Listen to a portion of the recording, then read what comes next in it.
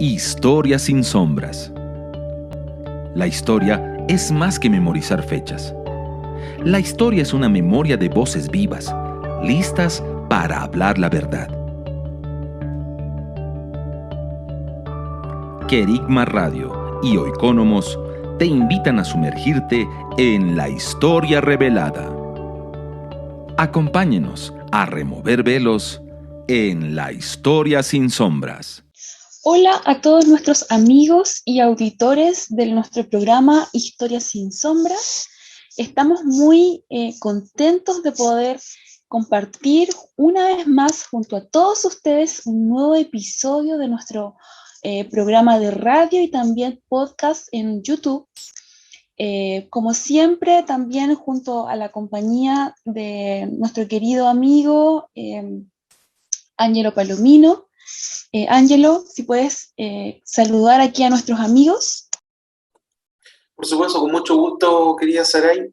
Un gran saludo para cada uno de nuestros hermanos, amigos, auditores que nos escuchan de distintos lugares del mundo, ¿no es cierto? A través de Querigma Radio, pero también a través de nuestro podcast en YouTube, ¿no es cierto? Historia sin sombras. Así que, como siempre, un gran placer, un gran honor y una tremenda bendición poder acompañarles en estos 40, 50 minutos de historia revelada, de historia sin sombras. Así es, querido Ángelo. Bueno, en el programa del día de hoy nos convoca un hecho histórico que estamos atravesando a nivel mundial y tiene que ver con el conflicto que gran parte de ustedes también me imagino que ya estarán al tanto de lo que está sucediendo en Europa del Este, precisamente con los países de Ucrania y Rusia, y con el fin de poder ser un aporte como hijos de Dios, como lumbreras, siendo lámparas en este tiempo, hemos querido hacer este episodio especial, ¿cierto? De Historia sin Sombras para poder hablar acerca de algunos aspectos históricos en relación a Ucrania, principalmente, pero también con Rusia y su relación, para poder entender lo que está pasando y de alguna manera buscar, al hacer esta revisión histórica, que el Espíritu del Señor nos muestre, nos vaya dando pistas, luz, para también saber cómo orar, cómo poder presentarnos como iglesia frente a la situación que está ocurriendo, cómo saber orar, interceder por estas naciones, ¿cierto? Por este continente, porque sin duda es una situación que no nos ha dejado indiferentes a nadie. Siempre los conflictos que se dan, ¿cierto? Considerando que estamos desarrollando una era de globalización donde las fronteras, no solo terrestres, sino de conexión, ¿cierto?, entre naciones, entre países y entre continentes cada vez son más estrechas. La tecnología, el uso del Internet, ¿cierto?, ha producido de que en un instante podamos tener noticias e información de otros países, de otras naciones, de otras localidades que podían estar muy lejos, a cientos de kilómetros de nosotros. Lo mismo ocurre también, ¿cierto?, con el Señor, con el Espíritu. Es por eso que hoy hemos querido apartar este capítulo para poder ahondar más profundamente en la historia de Ucrania, conocer sus principales antecedentes, e ir también comentando, ¿cierto?, a la luz de la palabra, a la luz de la revelación del Espíritu. No sé si, Ángelo, ¿quieres comenzar? Y bueno, vamos a ir comentando un poco más acerca del recorrido histórico. Así es, querida Saray. Efectivamente, tal como te dice, bueno, evidente, ¿no es cierto?, que para todos, que hoy día los ojos del mundo están sobre una zona muy particular, muy específica del planeta, y dice relación con Ucrania, ¿cierto?, con Ucrania y Rusia, quienes hoy día están envueltos hace ya 4 o 5 días en medio de un conflicto de grandes proporciones. Y esto no es menor porque este tipo de incursión militar, de agresión militar, es algo que no se veía en Europa desde la Segunda Guerra Mundial. Por supuesto que antes pasaron varias cosas, y lo vamos a ir comentando, ¿no es cierto?, en detalle. Hubieron situaciones militares bien complejas en el sector, pero no de la gravedad como la que vemos hoy día. O sea, de la gravedad que vemos hoy día, solo tenemos, ¿no es cierto?, como antecedente anterior en esa magnitud, lo que ocurrió en la Segunda Guerra Mundial, y por eso es que los líderes del mundo están atentos a lo que está ocurriendo en ese contexto, porque no es menor decirlo, ¿no? En medio de todo todo este conflicto bélico, de algún modo también está incluso hasta la posibilidad, probablemente no ocurra, pero para muchos está la posibilidad incluso de una tercera guerra mundial. O sea, de ese nivel de magnitud de hecho histórico estamos viviendo, como si acaso no hubiese sido suficiente la pandemia, estamos viviendo, ¿no es cierto?, estamos viviendo nuevamente otro episodio que es mundialmente trascendente. Ahora, ¿cómo parte esto? Bueno, esto parte un día lunes 21 de febrero de 2022.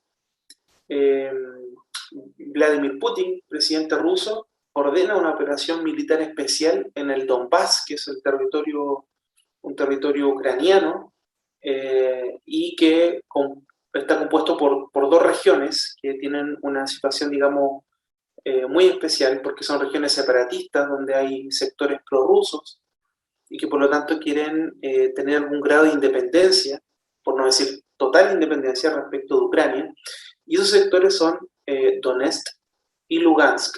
Ese es el Donbass, es decir, al este de Ucrania, pegado, ¿no es cierto?, a Rusia. Y ahí es donde, a propósito, ¿no es cierto?, de esta situación y otros elementos más, el presidente ruso, Vladimir Putin, ordena entonces una operación militar. Y tal como le decía, esta es la primera agresión que se produce en Europa de este tipo, de esta magnitud, desde el fin de la Segunda Guerra Mundial. Por lo tanto, es de gran relevancia, ¿no? Y hay que decir que esto se inicia justamente con declaraciones de Putin, y él lo que hace es primero reconocer, ¿no es cierto?, las autoproclamadas repúblicas populares y estas repúblicas, ¿no es cierto?, de Donetsk y Lugansk en el este de Ucrania, pero no solo eso, sino que también él dedica buena parte de su discurso, gran parte, de hecho, casi la mitad de su discurso, cuando él anuncia este ataque, está vinculado justamente a la historia de Ucrania. Así que es muy interesante como parte de este conflicto, porque el presidente ruso lo que hace es dar cuenta de una visión de la historia ucraniana que de algún modo va a fundamentar y le va a servir como argumento para esta agresión militar que va a terminar desembocando, ¿no es cierto?, en lo que todos conocemos que está ocurriendo hoy día, que es una invasión a Ucrania. Y para Vladimir Putin, entonces, Ucrania de algún modo siempre fue, según esta particular visión de su historia, ¿no?, siempre fue una región rusa más, ¿no? Fue una especie de pequeña Rusia, ¿no? Fue un error incluso, según él, de parte de líderes comunistas de varias décadas atrás. Fue un error de ellos haber otorgado algunos grados de autonomía o de independencia a esta región, a la región de Ucrania. No obstante, para Putin, en realidad Ucrania siempre fue un sector ruso, siempre fue un sector que nunca debió haber tenido algún grado de autonomía ni de independencia. De hecho, literalmente Putin dice, la Ucrania moderna fue enteramente creada por Rusia, más precisamente por la Rusia bolchevique y comunista. O sea, en realidad, la Ucrania está diciendo, este país es un invento, es un invento, es una creación moderna, y que fue realizada erróneamente por los anteriores líderes comunistas en Rusia. Y esto significa algo, ¿no? Esto es una argumentación para que él entonces pueda invadir esta región. Y esa argumentación es que justamente, dado que en realidad esto es un invento, esto no es real, ¿no? Es como que este país en realidad es un poco imaginario, es un invento, casi como un artefacto, y en realidad siempre fue ruso. Entonces tenemos, ¿no?, eh, todo el respaldo para poder invadir ese lugar, porque ni siquiera, casi desde esta perspectiva, entonces, ni siquiera sería una invasión, sino que sería volver a tomar posesión de lo que en algún sentido siempre fue de ellos, ¿no? Esta es la visión que de algún modo quiere transmitir Vladimir Putin en su discurso cuando inaugura esta agresión militar de grandes proporciones en Ucrania. Es una visión muy particular de la historia, y que por supuesto para él es evidente, ¿no? Esa tierra fue históricamente tierra rusa, ¿no? Y por lo tanto tiene sentido para Putin poder entrar y avasallar, ¿no es cierto?, este territorio. Creo que ese elemento es bien importante porque queremos conversar sobre historia de Ucrania, y aquí ya partimos en el inicio del conflicto con una perspectiva histórica muy interesante, que es la de Putin. Querigma Radio, enseñando principios que ayuden a la Iglesia a vivir en el Espíritu. De manera práctica, real y completa. Querigma Radio. ¿Vives en Santiago de Chile y no tienes dónde congregarte? Te invitamos a que nos contactes en nuestro sitio web www.ciudadeluz.cl. Te esperamos. Estás en sintonía de Querigma Radio, extendiendo el mensaje del reino de Dios a todas las naciones de la tierra. Te invitamos a suscribirte a nuestro canal de YouTube. Búscanos como CCA Ciudad de Luz. Ahora seguimos con tu programa, Historia sin Sombras.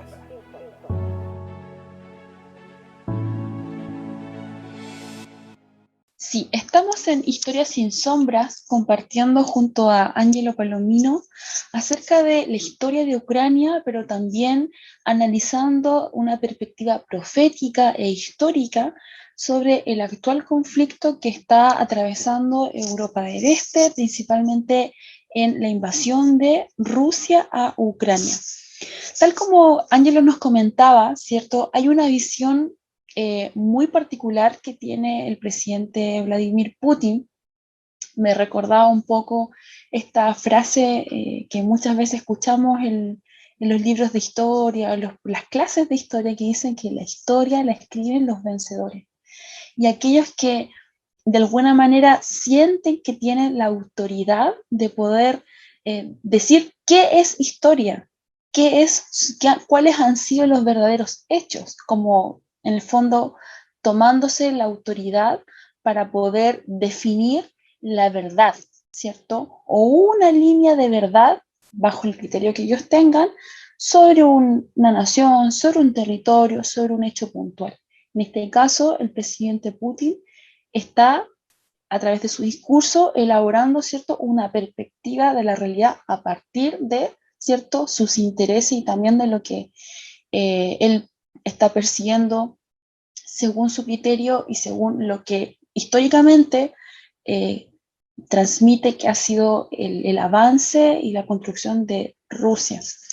Pero como decía Angelo, también es importante un poco revisar, irnos un poco más atrás y revisar de qué se trata Ucrania. ¿Qué es Ucrania? Algunos aspectos históricos para poder entender lo que ocurre, y también para poder situarnos, ¿cierto?, en este contexto internacional. Bueno, la historia de Ucrania en sí se remonta al siglo IX, ¿ya? Cuando estamos hablando específicamente de un territorio, ¿cierto?, de llanuras, donde no siempre fue llamado Ucrania, sino que estamos hablando de la era medieval, ¿cierto?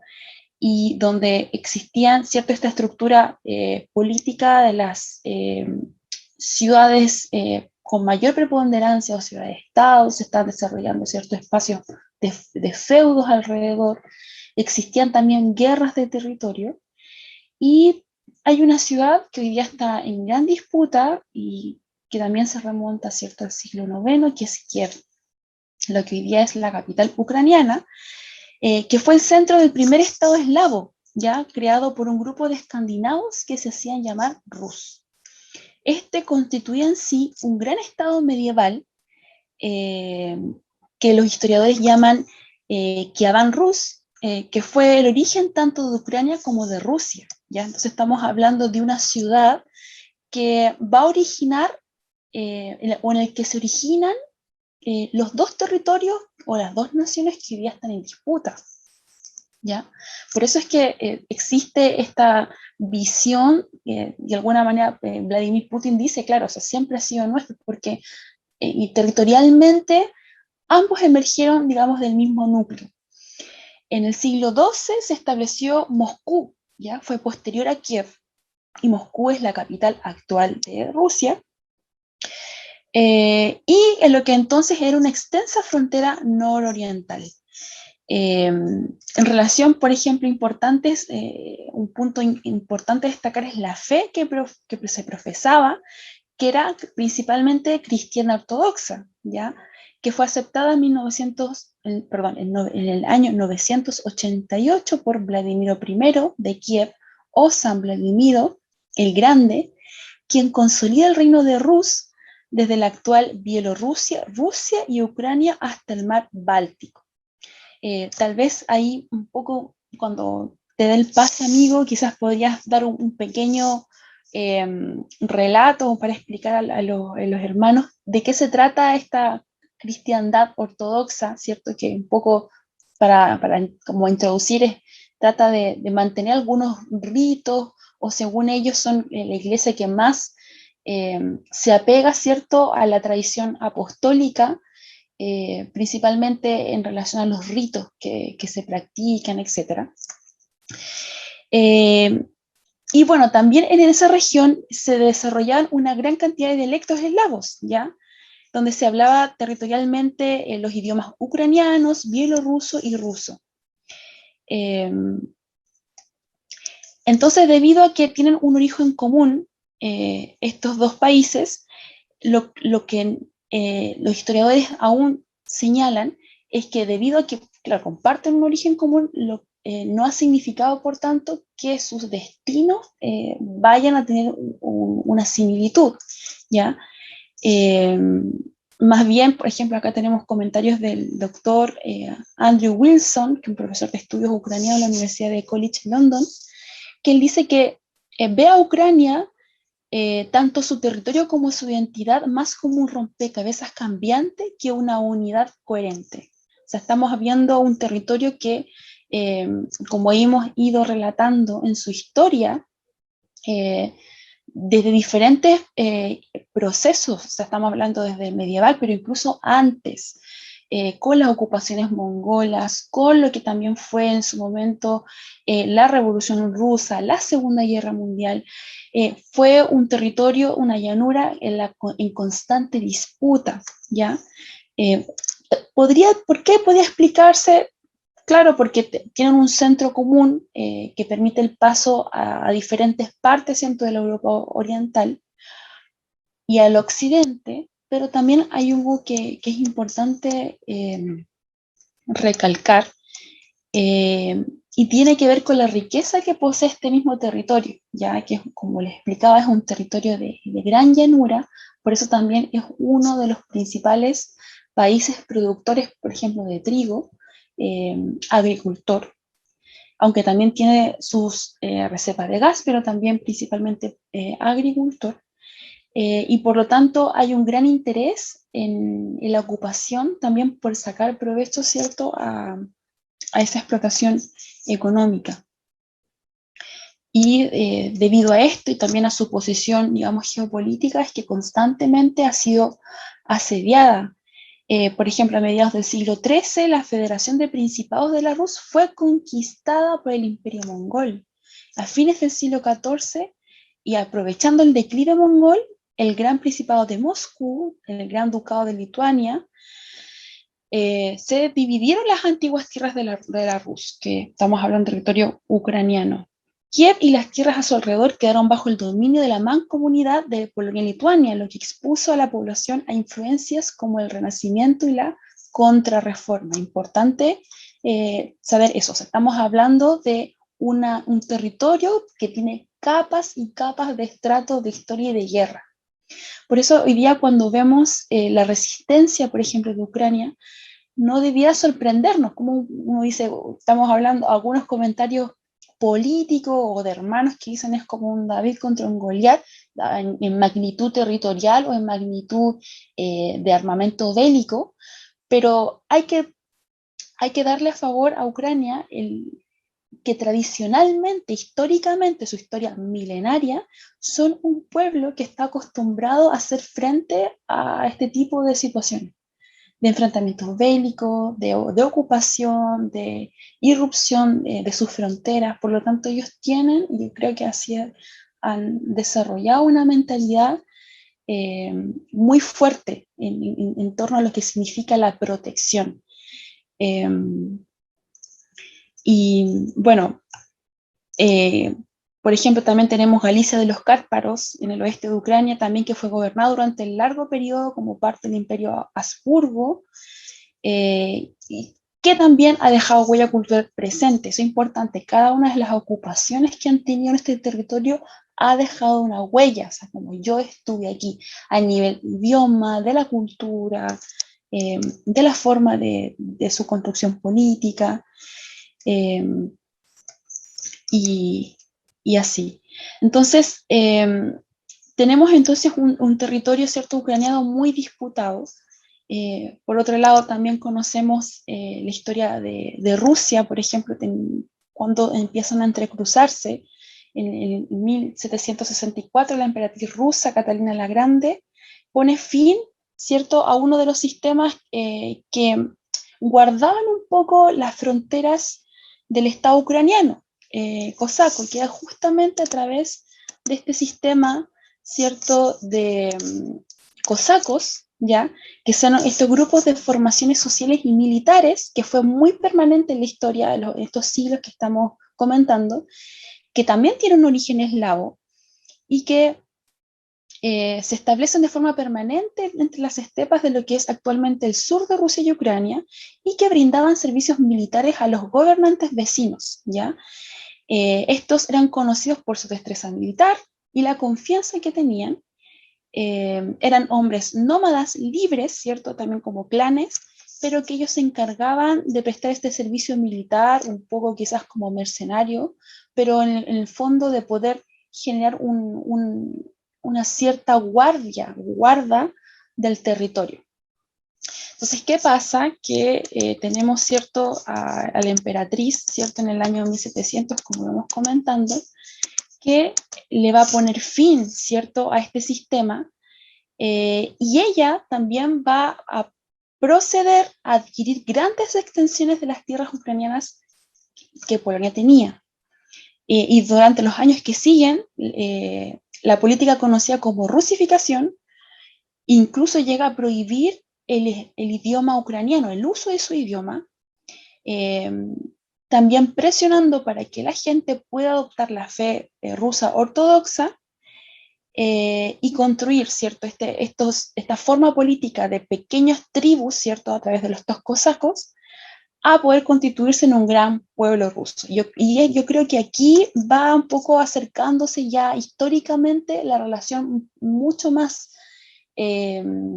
fina y de roce entre lo que fue Ucrania o la Rus, ¿cierto?, esta confederación, ya con este gran imperio, ¿cierto?, que estaba tomando fuerza. Ya para el siglo XX llega la Revolución Rusa, se crea la Unión Soviética y nuevamente el reordenamiento de las piezas de Ucrania cambia, ¿cierto? Ucrania es tomada finalmente por el líder soviético Stalin de Polonia al final de la Segunda Guerra Mundial. Y bueno, ya después tenemos antecedentes de cómo Crimea, por ejemplo, también ha sido importante. Esto es transferida a Moscú, a la República Ucraniana, dentro de la URSS, y finalmente cómo Ucrania también va siendo poco a poco absorbida, ¿cierto?, por esta nueva constitución política, ¿cierto?, que va tomando Europa del Este. Ángelo, ¿cuáles son tus comentarios en relación a lo que vamos conversando? Y también si pudieras aprovechar de explicar a los hermanos de qué se trata la Iglesia Ortodoxa, cuál es el peso que también tiene en este momento. Sí, efectivamente, bueno, hay varios elementos históricos a los cuales tú pasas revista, Saray, y que son bien interesantes detenerse en ellos porque dan cuenta de cómo se percibe de alguna manera este país en Oriente, en el sector también europeo, y hay que decir que, de hecho, siempre Ucrania ha pasado por momentos bien complejos y difíciles. Mi impresión es que ha pasado por distintos momentos que han de algún modo tratado de extinguir lo que de algún modo extinguir la identidad nacional que puede haber ahí. De hecho, los territorios ucranianos siempre fueron controlados por distintos países, ¿no? Rusia, pero también Polonia, en la antigüedad, por supuesto, por Lituania, por los mongoles, por los cosacos, etc. O sea, siempre hubieron momentos de dominio de parte de otros países sobre Ucrania, aunque sin duda durante los últimos siglos la influencia rusa ha sido mucho mayor.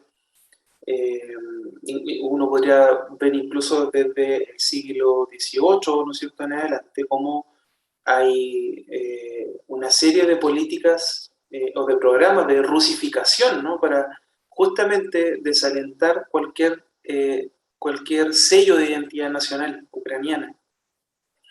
Y esto no parece ser tan complejo muchas veces porque justamente lo que ellos comparten es que en su gran mayoría la población adhiere a la religión, al cristianismo ortodoxo, que es de algún modo la contraparte de la Iglesia Católica, pero en Oriente, ¿no? Después de un cisma, ¿no?, que hubo en una separación en el siglo XI, debido a controversias principalmente relacionadas con la figura del Papa y la importancia que le daban los católicos, ¿no es cierto?, desde Occidente a esa figura versus el valor que tiene dentro de la Iglesia ortodoxa. Ahora es interesante ver que constantemente ellos viven estas situaciones bien complejas que de algún modo vienen a tratar de desmoronar su identidad nacional o su integridad territorial. De hecho, durante la Primera Guerra Mundial, imagínense lo que era para el pueblo ucraniano estar situado entre dos países, entre dos imperios rivales, ¿no? Por un lado, entre el imperio austrohúngaro y por otro lado, el imperio ruso, ¿no? En medio de ese conflicto de la Primera Guerra Mundial, literalmente los asentamientos humanos ucranianos fueron destruidos en medio del fuego cruzado. Y no solo eso, sino que incluso aquí vemos de nuevo algo muy interesante, y es que tal como está pasando un poco hoy día, por supuesto son diferentes situaciones, pero también durante la Primera Guerra Mundial los ucranianos se dividieron en dos ejércitos separados y opuestos. Por un lado, algunos lucharon a favor del imperio ruso contra, ¿no es cierto?, el imperio austrohúngaro, mientras que otros ucranianos se unieron más bien al imperio austrohúngaro para luchar contra el imperio ruso. Y por lo tanto es interesante cómo se van configurando esto, porque durante la Primera Guerra Mundial, entonces uno ve cómo desde el sector occidental de Ucrania hay ya un país que de algún modo tironea a Ucrania, y por otro lado también hay otro país, en este caso el Imperio Ruso, que también está tironeando, ¿cierto?, a este país. Y los ucranianos divididos entre estos dos grandes imperios, luchando incluso entre sí, luchando incluso entre sí, y terminan muriendo, ¿no es cierto?, sufriendo la devastación de la guerra. Su propio territorio justamente es el lugar de la guerra donde se produce, porque está justamente al medio entre el Imperio Austrohúngaro y el Imperio Ruso, por lo tanto, ¿qué duda cabe, no? Justamente en una guerra de ese tipo, el país que está ahí al medio es el que probablemente más sufre. Así que ahí vemos entonces cómo nuevamente se produce esta situación donde los ucranianos se dividen, y por un lado algunos luchan a favor de un sector mientras que otros luchan a favor del otro sector, ¿no? Además, bueno, posterior a esta Primera Guerra Mundial, hay que decir que se produce, ¿no es cierto?, la Revolución Rusa, ¿no? Un poco antes, ¿no es cierto?, del desenlace de la Primera Guerra Mundial se produce la Revolución Rusa, y lo que va a ocurrir es que los bolcheviques van a reconquistar Ucrania, y van a permitir hasta cierto punto la posibilidad de que los ucranianos puedan mantener algo de su lengua, algo de su cultura, y por lo tanto hay algún grado de, digamos, de autonomía o de cierto grado de libertad respecto de la identidad o de la cultura nacional ucraniana. No son independientes para nada, pero sin embargo se les permite, ¿no es cierto?, casi como una libertad, el tener algún grado de florecimiento su lengua y su cultura. Sin embargo, esto no dista de ser algo muy bueno, porque nuevamente aquí los ucranianos vuelven a sufrir, y de manera bien horrorosa. Entre 1932 y 1933 se produce el Holodomor, que es un término que se traduce como matar de hambre, ¿no? Matar de hambre. ¿Por qué? Bueno, porque literalmente millones de ucranianos, algunos estiman cerca de 3.5 millones de ucranianos, murieron de inanición, es decir, murieron de hambre. ¿Por qué? Bueno, su muerte por inanición, por hambre, literalmente morir por hambre, se produjo a causa de las políticas colectivistas de la Unión de Repúblicas Socialistas Soviéticas, ¿no?, la URSS, o la Unión Soviética, ¿no? Y estas son políticas que son establecidas por Stalin.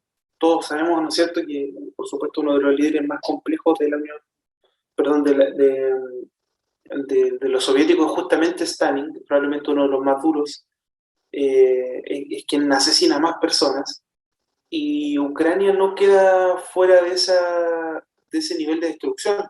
En el Holodomor, insisto, murieron cerca de 3.5 millones de ucranianos por hambre. Imagínense lo complejo que es eso en una región que literalmente es rica en trigo.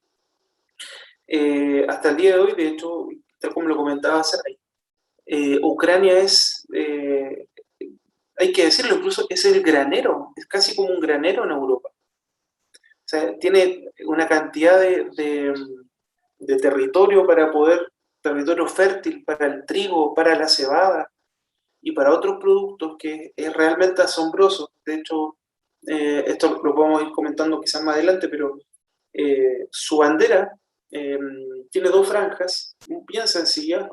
La primera franja arriba es de azul y la segunda franja o inferior es amarilla, y la primera franja hace referencia al azul del cielo ucraniano, porque tiene un cielo muy, muy bello Ucrania, pero no solo eso, sino que tiene también extensos campos de trigo, y eso hace referencia, ¿no es cierto?, el amarillo del sector inferior de la bandera ucraniana. Entonces imagínense lo complejo que es, que literalmente el granero de un granero en Europa, el granero de Rusia en muchos momentos, el granero incluso tan apetecido también por los alemanes, lo vamos a ir conversando también más adelante, pero este granero y su gente muriendo literalmente de hambre a causa de las políticas de colectivización que llevó a cabo Stalin en medio de ese contexto ucraniano. Tanto es así que incluso algunos dicen que se plantea la posibilidad de que en realidad esto fue un genocidio, ¿no? O sea, para algunos esto no es simplemente una mala política, ¿no? No es solamente una mala política pública respecto de cómo organizar la vida en el campo o el sector de la agricultura en un país, sino que para algunos tiene incluso revés de intencionalidad. Entonces, para algunos se preguntan si acaso en realidad esta política agrícola llevada a cabo por en Ucrania no fue en realidad un genocidio, no tuvo en realidad un fin destructivo. Porque efectivamente es muy extraño, ¿no? Cómo literalmente un país que es un granero termina termina muriendo millones de habitantes a causa de muerte por hambre, por inanición. Bueno, no solo eso, sino que incluso lo que hace Stalin posteriormente también es llevar a una gran cantidad de ciudadanos soviéticos para poder repoblar este sector, ¿no? Para poder repoblar Ucrania. Y por lo tanto lo que uno ve ahí es que nuevamente al parecer hay una intención, ¿no es cierto?, de rusificar este lugar, ¿no? De rusificarlo y que de algún modo se vaya perdiendo esta identidad nacional ucraniana, ¿no? Entonces, al parecer hay una intención de, por un lado, quitar, ¿no es cierto?, los recursos, asesinar, ¿no es cierto?, a los ucranianos, pero también llevar una serie un gran contingente de ciudadanos soviéticos para rusificar aún más este país.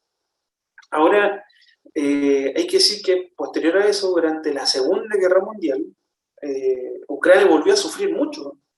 Durante la Segunda Guerra Mundial sufrió porque nuevamente su posición intermedia entre Europa Occidental y Rusia por el otro lado, la deja, ¿no es cierto?, en una situación muy desventajosa. ¿Por qué? Bueno, porque en medio de la operación Barbarroja, ¿no es cierto?, que fue la operación a través de la cual los alemanes y el ejército nazi intentó invadir la Unión Soviética. Bueno, obviamente en medio de esa operación los alemanes arrasaron por buena parte del territorio de la Unión Soviética y por supuesto dejó una tremenda destrucción en Ucrania. ¿Por qué? Porque nuevamente estaba ahí entre medio, ¿no? Al medio de ambas potencias. Y en medio de esta guerra, de la Operación Barbarroja, en el contexto de la Segunda Guerra Mundial, se asesina nuevamente a millones de ucranianos, ¿no? Incluso aquí muere literalmente casi toda la población judía en Ucrania. Ucrania tenía un porcentaje de población judía también muy importante, sin embargo es asesinada, ¿no es cierto?, por todas las razones que nosotros sabemos. Invaden, ¿no es cierto?, los nazis y terminan asesinando a ucranianos y particularmente a la población judía de ese país. Por lo tanto, Ucrania también, además, ¿no es cierto?, es escenario del Holocausto. O sea, vive una serie de derramamientos de sangre bien potentes esta nación. Se habla que cerca de 6 millones de ucranianos mueren a causa de esta guerra. 6 millones de ucranianos. La gran mayoría, por supuesto, de ellos civiles. Poco después, ¿no es cierto?, de la operación Barbarroja, lo que termina haciendo la Unión Soviética es a costa de literalmente sacrificar millones de vidas de soldados, empieza a avanzar, ¿no es cierto?, hasta llegar hasta Alemania, y todos sabemos que finalmente terminan tomando Berlín. Y por lo tanto, lo que hace la Unión Soviética es, por supuesto, ir recuperando el territorio ucraniano, que estaba de paso entre su país, entre Rusia y Alemania. Así que para ir avanzando, entonces, lo que hace la Unión Soviética es tomarse literalmente el control de Ucrania nuevamente, y no solo eso, sino que también toma territorio rumano, también de Polonia, Checoslovaquia. Checoslovaquia en ese entonces ya son dos naciones, pero en ese entonces de Checoslovaquia. Y por lo tanto hoy vemos cómo hay una serie de elementos históricos, esto, insisto, o sea, en 1940, en la década del 40, no hace tantas décadas atrás, Ucrania vive situaciones literalmente traumáticas para una nación, ¿no? Traumáticas. Y si por si eso fuera poco, hay un montón de otros elementos más. De hecho, posteriormente, en el siglo en 1950, Ucrania se vuelve a recuperar, ¿no es cierto? Y de hecho es uno de los países más importantes de la Unión de Repúblicas Socialistas Soviéticas. ¿Por qué? Bueno, porque de hecho es literalmente el granero del país, ¿no? Es un granero. Y no solo eso, sino que también tiene una tremenda industria. Produce gran cantidad de trigo, de pan, de cebada. Hasta el día de hoy, de hecho, son algunos de los productos, digamos, estrella de esta nación.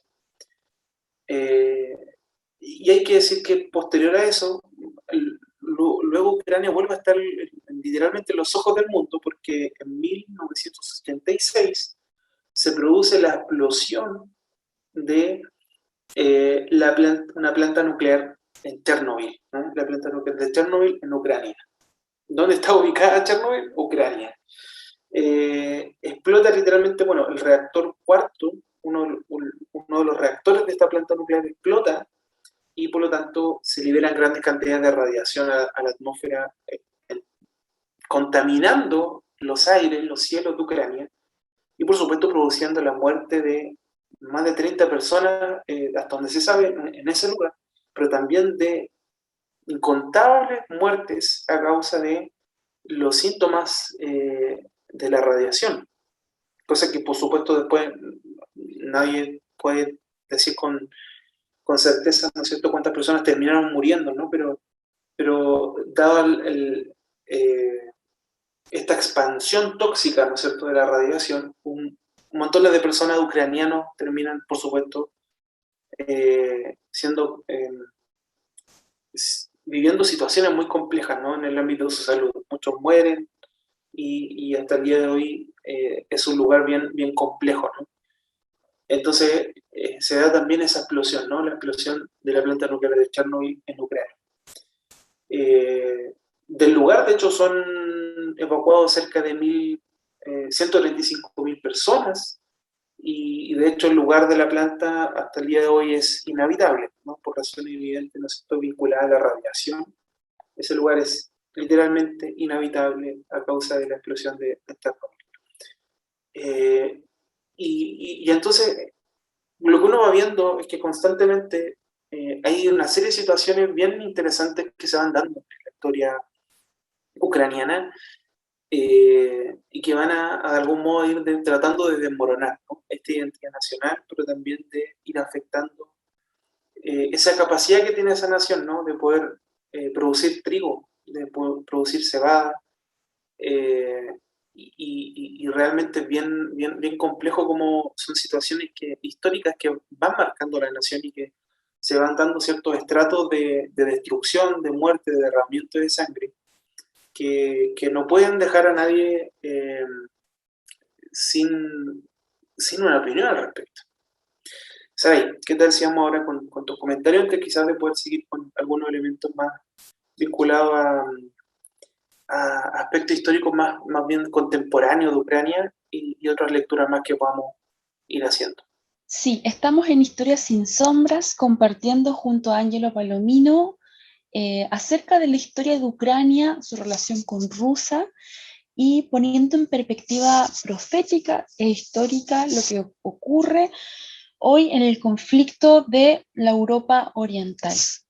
Tal como nos iba comentando Ángelo, ¿cierto?, hay un sinnúmero de antecedentes y hitos que nos dan a entender que dicho territorio literalmente es muy apetecido, ¿ya?, por diferentes imperios. Ya estamos hablando hoy día de lo que es Rusia, pero miles de años atrás, en otros siglos, fue Mongolia y fueron otros imperios que también disputaron la tierra.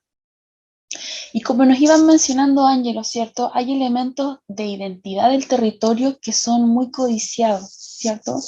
Y que también responden al don que el Señor le dio a esa tierra.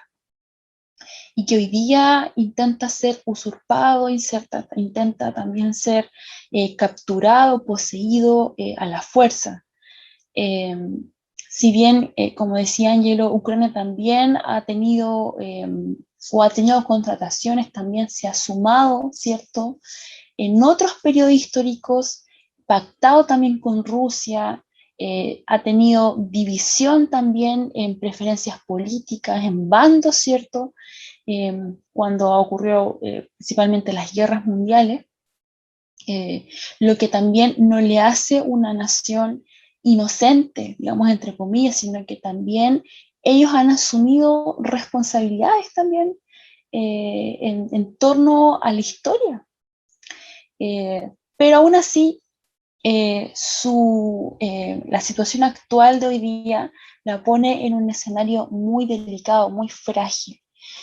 Y tal como íbamos comentando, y también ustedes, queridos hermanos y todos los que nos están escuchando, han podido entender a la luz de lo que hemos ido narrando, cómo este país pareciera ser un rompecabezas donde cada quien que se siente más poderoso se cree con el derecho de tomar una pieza y llevársela, y adueñársela. Cuando nosotros con Ángelo comentábamos esto, se nos venía una palabra que está en Isaías 7:6, que dice: vamos contra Judá y aterroricémosla, y repartámosla entre nosotros, y pongamos en medio de ella por rey al hijo de Tabel. Esta palabra es muy importante. Yo sé que cada uno de ustedes, una vez que la haya escuchado, va a entender muchas cosas.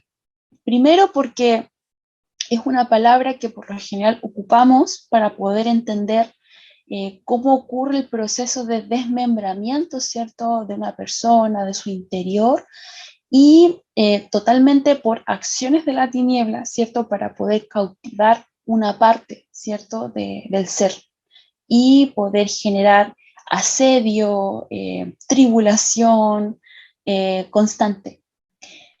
Sabemos que así tal cual ocurre, ¿cierto?, en el corazón de una persona, las naciones también pueden ser vistas, ¿cierto?, como una persona a nivel macro. Tienen un corazón, tienen una mente.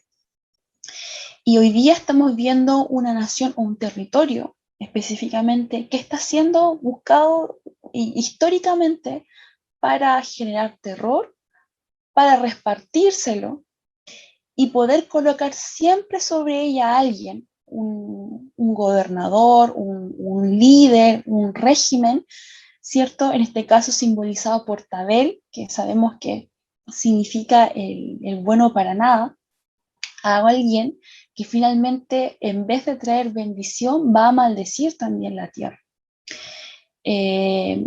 Por la posición que también tiene Ucrania, está como en el centro, como en el corazón también de Europa, ¿cierto? Entre la Europa oriental, pero también occidental. Y es un corazón que está siendo disputado, que está buscando ser fragmentado. Y a través de este programa sabemos que también no solamente transmitimos información histórica, sino que sabemos que nuestras palabras son luz, nuestras palabras son fuego, nuestras palabras también tienen un peso, ¿cierto?, en el nivel espiritual, pero también gobiernan. Y es por eso que hoy día intercedemos por esa nación a través de este programa, soltando palabras, ¿cierto?, de ayuda, de que no va a ser desmembrada, de que viene ayuda desde los cielos, no solamente para Ucrania, sino también para Rusia. Todo ese territorio que necesita aperturarse al corazón de Dios, a la voz de Dios, un territorio que, si bien vino con gran influencia, ¿cierto?, a nivel de la Iglesia Ortodoxa, sí fue alcanzada por el cristianismo desde mucho antes, hace miles de años. Y que hoy día, cientos de años, y que necesita hoy día volver a las raíces, volver al origen y escuchar la voz de Dios y dejarse ser labrada como un corazón que necesita volver a ser cultivado. Hay una palabra que venía sobre mí y que quisiera poder también compartir sobre este territorio que es en Oseas 2:14, y también sé que muchos de ustedes la han escuchado, que dice: pero de aquí yo la traeré y la llevaré al desierto y hablaré a su corazón. Y le daré sus viñas desde allí y el valle de Acor por puerta de esperanza, y allí cantará como en los tiempos de su juventud y como en el día de la subida de la tierra de Egipto. En aquel tiempo, dice Jehová, me llamarás Ichi, y nunca más me llamarás Baali, porque quitaré de su boca los nombres de los Baales y nunca más se mencionarán sus nombres. En aquel tiempo haré pacto para ti con las bestias del campo, con las aves de los cielos y con las serpientes de la tierra, y quitaré de la tierra arco y espada y guerra, y te haré dormir segura, y te desposaré conmigo para siempre, y te desposaré conmigo en justicia, juicio, benignidad y misericordia, y te desposaré conmigo en fidelidad, y conocerás a Jehová. En aquel tiempo responderé, dice Jehová, y yo responderé a los cielos, y ellos responderán a la tierra, y la tierra responderá al trigo, al vino y al aceite, y ellos responderán a Jezreel. Y la sembraré para mí en la tierra, y tendré misericordia de lo ruamo, y diré a lo a mí, tú eres mi pueblo, y él dirá, Dios mío. Entonces queremos también bendecir esta tierra, que es grande y fructífera, ¿cierto?, para recibir, para sembrar. Es como decía Ángelo, es el granero, podría ser también de Europa, pues actualmente uno de los cuartos en exportación, digamos, de esta materia prima, pero de este alimento. Y también que su don sea redimido y su tierra sea sanada. Ya nos estamos acercando a los últimos minutos de este programa. No descartamos que tal vez en un próximo episodio, tal vez ahondar según lo que también el Señor nos vaya dirigiendo, pero sin duda el capítulo del día de hoy ha sido muy revelador.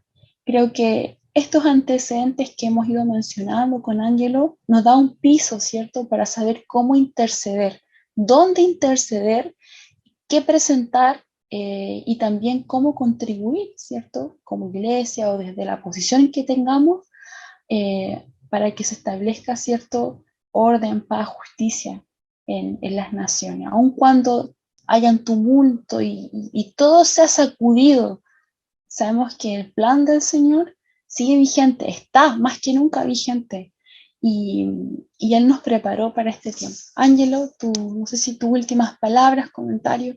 Así es, muchas gracias, Sarai. Efectivamente, bueno, ha sido un capítulo importante porque estamos atravesando un conflicto que es de grandes proporciones, o sea, al menos a través de los medios de comunicación. Lo que hemos sabido es que más de 300.000 ucranianos han intentado salir de su país, varios de ellos, varios miles han cruzado, ¿no es cierto?, la frontera para ir hacia Polonia principalmente y otros países. Y hoy día la situación que afecta a esta nación es bien compleja. Aquí no solamente van a morir soldados, sino también civiles. Y por lo tanto es importante que también como iglesia podamos levantar oración para que esta nación no vuelva a desmembrarse ni sea despojo de nadie, sino muy por el contrario, sea afirmada en su identidad, pero no solo no en la identidad que le pueda otorgar la Unión Europea o la identidad que pueda venir desde Rusia, ¿no es cierto?, con su influencia, sino la identidad que viene del Padre. Dios ama a las naciones y Dios nos mandó a discipularlas, y por lo tanto creemos que Dios tiene también un plan con esa nación. Así que oramos para que los planes de Dios prevalezcan sobre esa nación, y no los planes, más que los planes de la OTAN, más que los planes de Estados Unidos, más que los planes de la superpotencia. Oramos para que aquel que tiene todo poder, que es todopoderoso, sea aquel que impregne de identidad a esa nación. No los sectores prorrusos ni los sectores proeuropeos, sino que sea el trono del Señor asentándose en medio de esa nación. Esa debe ser nuestra oración, creo, al menos inicialmente, ¿no? Creo que esa debe ser nuestro clamor por ese país que hoy día vive una situación tan convulsa como un conflicto militar con una potencia literalmente de carácter nuclear. Pero sabemos que los destinos de esa nación sabemos que pueden estar también en la mano del Señor, así que oramos para que también el Señor intervenga en medio de este crudo momento mundial. Y esperamos que nuestros auditores también se puedan unir a esa oración. Así que muchas gracias por este tiempo, por su sintonía, por su escucha, por su audición. Muchas bendiciones.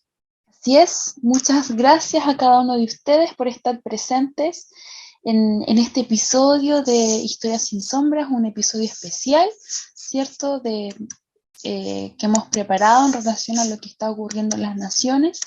Y bueno, les dejamos invitados para poder visitar, ¿cierto?, nuestro canal en Oikonomos, ¿cierto?, en YouTube, donde también podrán encontrar este programa como un podcast prontamente, y también por Querigma Radio. Cualquier comentario, cualquier pregunta, consulta, sugerencia, puede ser escrito a través de nuestro correo electrónico contacto@oikonomos.cl. Muy contentos de poder nosotros leerles y también, bueno, compartir lo que el Señor nos ha dado. Será hasta una próxima oportunidad. Muchas gracias a todos y nos estamos viendo. ¡Chao! Hemos concluido un nuevo recorrido por la historia. Sin olvidar que la verdad nos hace libres. Nos vemos en un próximo capítulo. Fue un programa de Oikonomos, Centro de Liderazgo Público Cristiano, patrocinado por CCA Ciudad de Luz.